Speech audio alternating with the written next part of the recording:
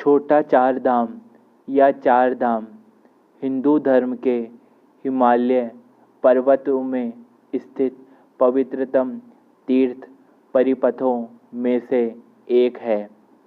यह भारत के उत्तराखंड राज्य के गढ़वाल मंडल में उत्तरकाशी, रुद्रप्रयाग और चमोली जिलों में स्थित है और इस परिपथ के चार धाम हैं: बद्रीनाथ, केदारनाथ, गंगोत्री और यमुनोत्री।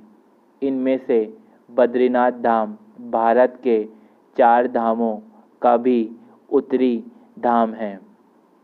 इन चारों स्थलों की अपनी अपनी विशेषताएं हैं, लेकिन इनको चार धाम के रूप में एक इकाई के रूप में देखा जाता है।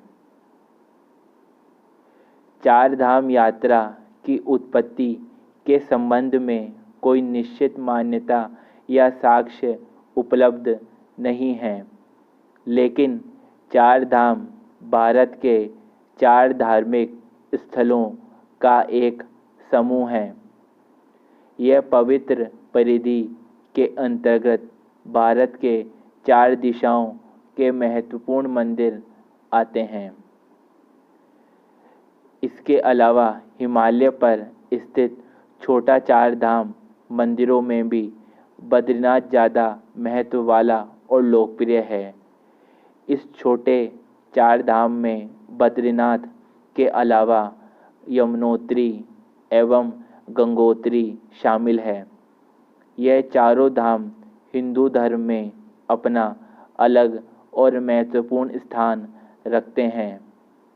20वीं शताब्दी के मध्य में हिमालय की गोद में बसे इन चार तीर्थ स्थलों का छोटा विश्लेषण दिया गया, जो आज भी यहाँ बसे इन देवस्थानों को परिभाषित करता है। छोटा चार धाम के दर्शनों के लिए 1000 मीटरों से भी ज़्यादा ऊंचाई तक चढ़ना पड़ता है।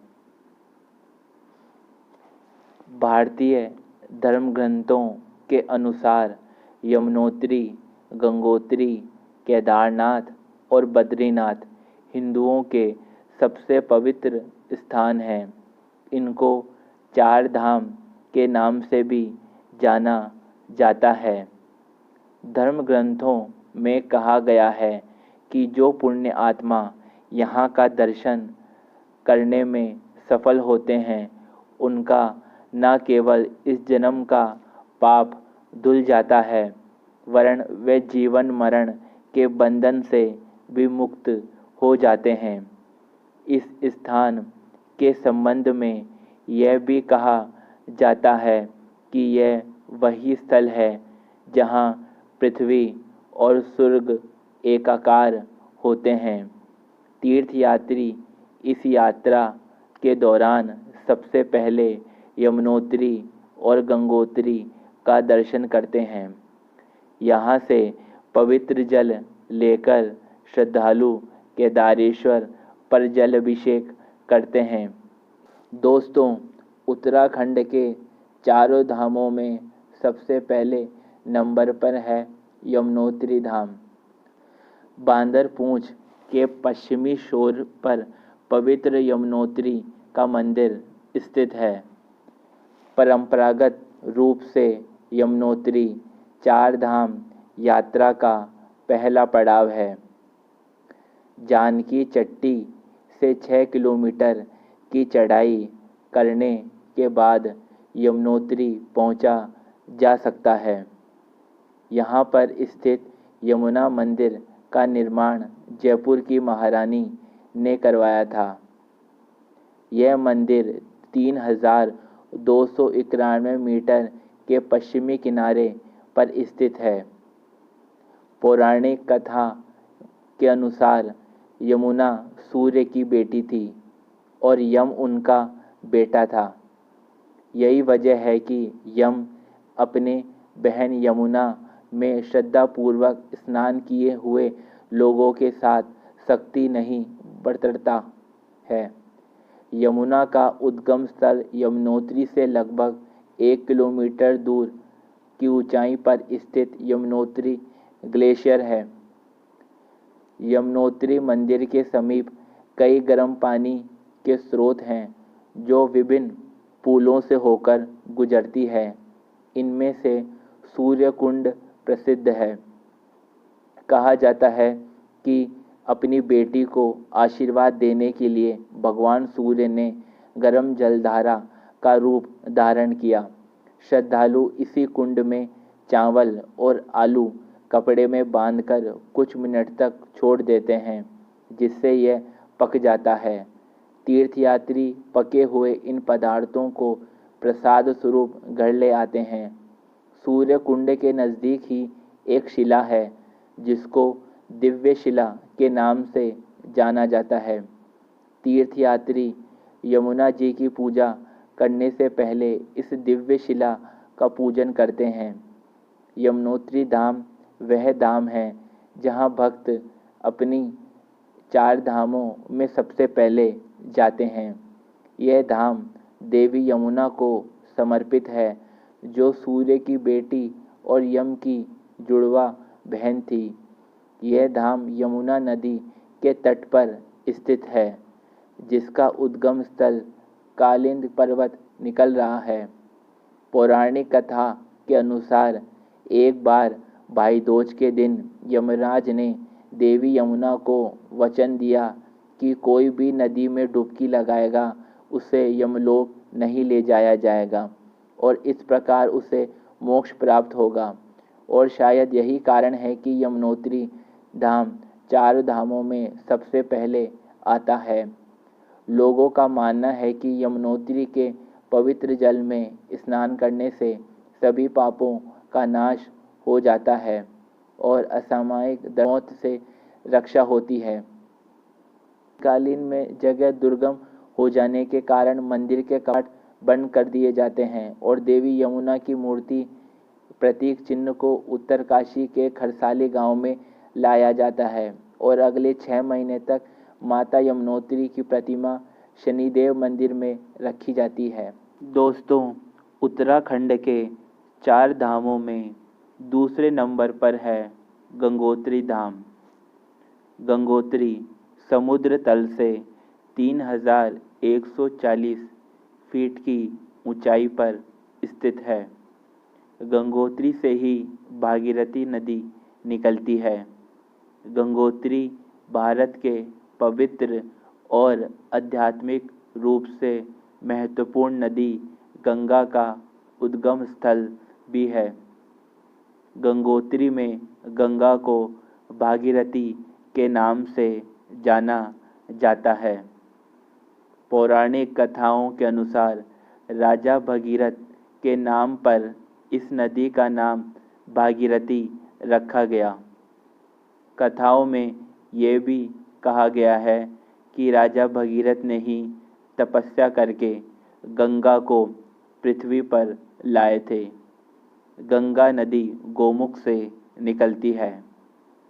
पौराणिक कथाओं में कहा गया है कि सूर्यवंशी राजा सागर ने अश्वमेध यज्ञ कराने का फैसला किया। इसमें इनका घोड़ा जहाँ जहाँ गया, बेटों ने उन जगहों को अपने आधिपत्य में लेते गए। इससे देवताओं के राजा इंद्र चिंतित हो गए। ऐसे में उन्होंने इस घोड़े को पकड़कर कपिल मुनि के आश्रम में बांध दिया। राजा सागर के बेटों ने मुनिवर का अनादर करते हुए घोड़े को छुड़ा ले गए। इससे कपिल मुनि को काफ़ी दुख पहुंचा। उन्होंने राजा सागर के सभी बेटों को श्राप दे दिया, जिससे वे राख में तब्दील हो गए। राजा सागर के क्षमा याचना करने पर भी कपिल मुनि द्रवित हो गए और उन्होंने राजा सागर को कहा कि अगर स्वर्ग में प्रवाहित होने वाली नदी पृथ्वी पर आ जाए और उसके पावन जल का स्पर्श इस राख से हो जाए तो उनका पुत्र जीवित हो जाएगा। लेकिन राजा सागर गंगा को जमीन पर लाने में असफल रहे। बाद में राजा सागर के पुत्र भागीरथ ने गंगा को स्वर्ग से पृथ्वी पर लाने में सफलता प्राप्त की।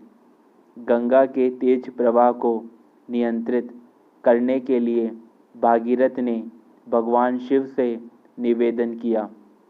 फलतः भगवान शिव ने गंगा को अपनी जटा में लेकर उसके प्रवाह को नियंत्रित किया। इसके उपरांत गंगा जल के स्पर्श से राजा सागर के पुत्र जीवित हो गए।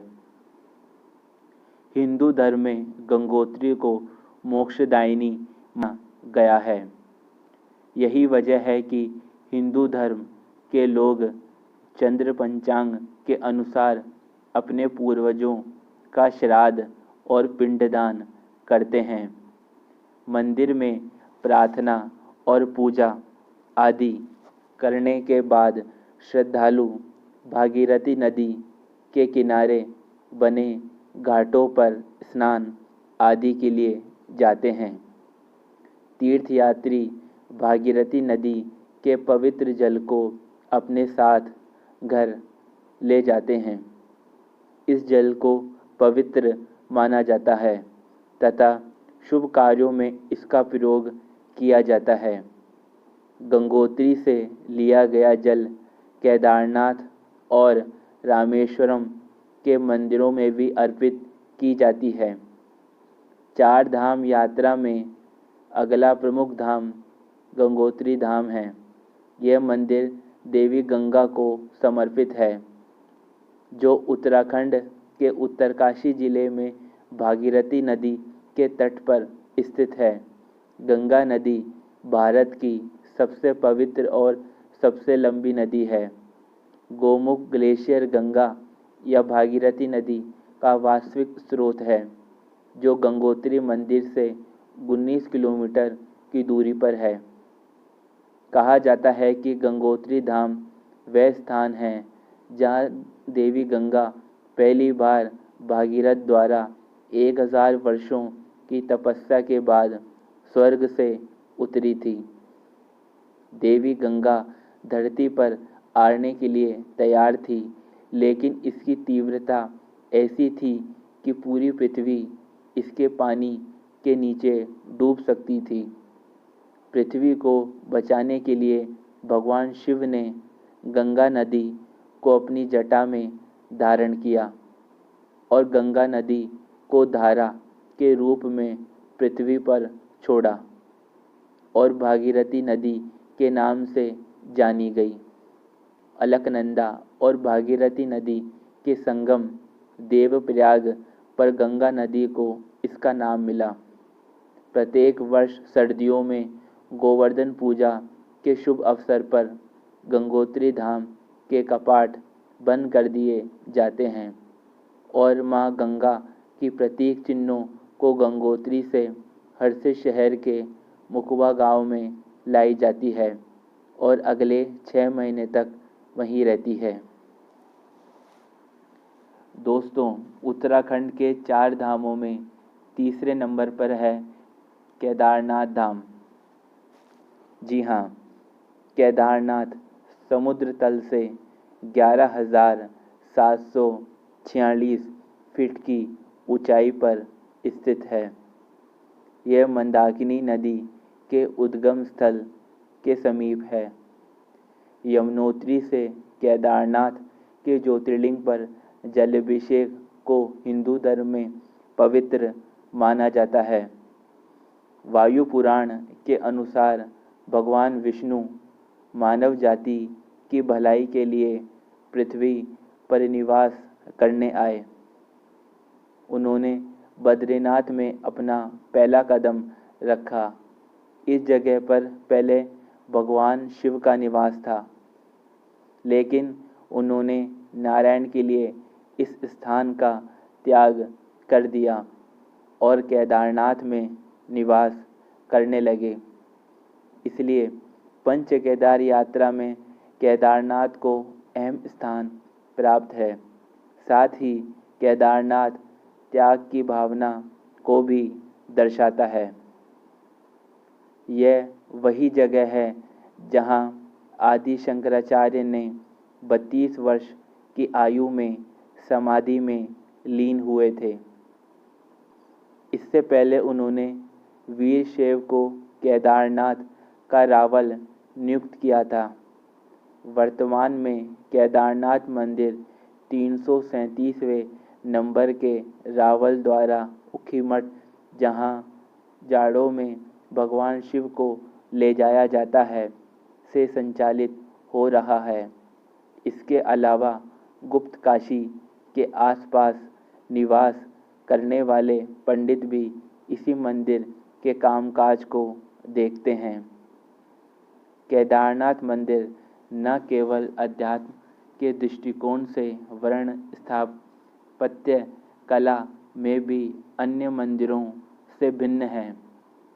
यह मंदिर पहाड़ की चोटी पर स्थित है।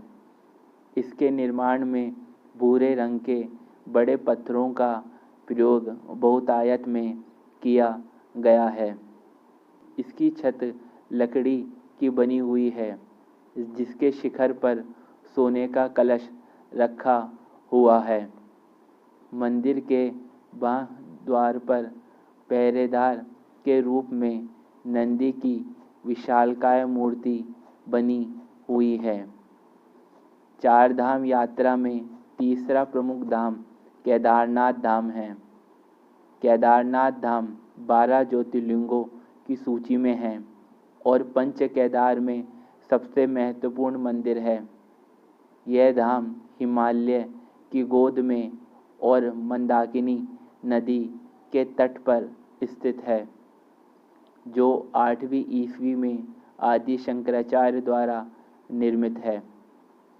कुरुक्षेत्र की महान लड़ाई के बाद पांडव भ्रात हत्या के पाप से मुक्ति पाना चाहते थे और इन पापों से मुक्त होने के लिए उन्होंने शिव की खोज शुरू की। परंतु भगवान शंकर पांडवों को दर्शन नहीं देना चाहते थे, इसलिए वे वहां से अंतर्ध्यान होकर केदार में जा बसे। उन्हें खोजते हुए हिमालय तक आ पहुँचे। पांडवों से छिपने के लिए शिव ने खुद को एक बैल में बदल दिया और जमीन पर अंतर्ध्यान हो गए।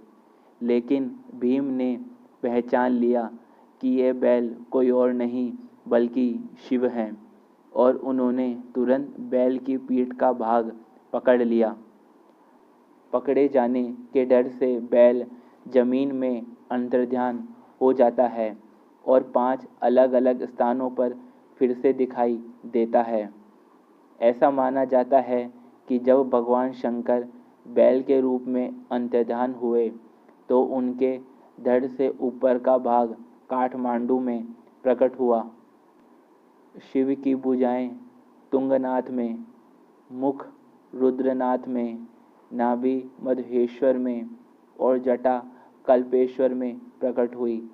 इसलिए इन 4 स्थानों सहित श्री केदारनाथ को पंच केदार के नाम से जाना जाता है। दीपावली के बाद सर्दियों में मंदिर के कपाट बंद कर दिए जाते हैं और शिव की मूर्ति को ऊखीमठ के ओमकारेश्वर मंदिर में ले जाया जाता है, जो अगले 6 महीने तक ऊखीमठ में रहती है। गौरीकुंड से केदारनाथ पहुंचने के लिए 16 किलोमीटर की ट्रैकिंग करनी होती है। दोस्तों, उत्तराखंड के 4 धामों में अंतिम धाम है बद्रीनाथ धाम। बद्रीनाथ नर और नारायण पर्वतों के मध्य स्थित है, जो समुद्र तल से 3133 की ऊंचाई पर स्थित है। अलकनंदा नदी इस मंदिर की खूबसूरती में 4 चांद लगाती है। ऐसी मान्यता है कि भगवान विष्णु इस स्थान ध्यानमग्न रहते हैं। लक्ष्मी नारायण को छाया प्रदान करने के लिए देवी लक्ष्मी ने बैर के पेड़ का रूप धारण किया, लेकिन वर्तमान में बेर का पेड़ तो बहुत कम मात्रा में देखने को मिलता है, लेकिन बद्रीनारायण अभी भी ज्यों का त्यों बना हुआ है। नारद, जो इन दोनों के अनन्य भक्त हैं, उनकी आराधना भी यहाँ की जाती है। कालांतर में जो मंदिर बना हुआ है, उसका निर्माण आज से ठीक 2 शताब्दी पहले गढ़वाल राजा के द्वारा किया गया था। यह मंदिर शंकुधारी शैली में बना हुआ है, जिसके शिखर पर गुंबज है। इस मंदिर के गर्भगृह में विष्णु के साथ नर और नारायण ध्यान की स्थिति में विराजमान हैं। ऐसा माना जाता है कि इस मंदिर का निर्माण वैदिक काल में हुआ था, जिसका पुनरुद्धार बाद में आदि शंकराचार्य ने 8वीं सदी में किया था। इस मंदिर में नर और नारायण के अलावा लक्ष्मी, शिव पार्वती और गणेश की मूर्ति भी है। 4 धाम यात्रा का चौथा और अंतिम धाम बद्रीनाथ धाम है। उपमहाद्वीप में बद्रीनाथ धाम सबसे पवित्र और दिव्य धाम है। बद्रीनाथ मंदिर में हर साल 10 लाख से अधिक श्रद्धालु दर्शन करते हैं। यह मंदिर भगवान विष्णु को समर्पित है, जो अलकनंदा नदी के तट पर नर और नारायण पर्वत के बीच स्थित है। यह एकमात्र धाम है जो 4 धाम और छोटा 4 धाम दोनों का हिस्सा है। बद्रीनाथ मंदिर के अंदर भगवान विष्णु की 1 मीटर लंबी काले पत्थर की मूर्ति है, जो अन्य देवी देवताओं से घिरा हुआ है। ऐसा माना जाता है कि यहाँ स्थित भगवान विष्णु की मूर्ति 8 स्वयंभू या स्वयं व्यक्त क्षेत्र मूर्ति में से एक है, जिसकी स्थापना आदि शंकराचार्य ने की थी। कथा के अनुसार एक बार भगवान विष्णु ने ध्यान के लिए एक शांत जगह की तलाश की और इस स्थान कर रहे थे और इस स्थान पर आ पहुँचे। यहाँ भगवान विष्णु अपने ध्यान में इतने तल्लीन हो गए कि उन्हें अत्यधिक ठंड के मौसम का भी एहसास नहीं हुआ। अतः इस मौसम से बचने के लिए देवी लक्ष्मी ने खुद को एक बद्री वृक्ष में बदल लिया। देवी लक्ष्मी की भक्ति से प्रभावित होकर भगवान विष्णु ने इस स्थान का नाम बद्री का आश्रम रखा। अन्य धामों की तरह बद्रीनाथ धाम भी मध्य अप्रैल से नवंबर की शुरुआत तक केवल 6 महीने के लिए खुलता है। सर्दियों के दौरान भगवान विष्णु की मूर्ति जोशीमठ के नरसिंह मंदिर में स्थानांतरित कर दी जाती है और अगले 6 महीने तक वहीं रहती है। अगर आप सबको दर्शन हुए तो कमेंट करना ना भूलिएगा।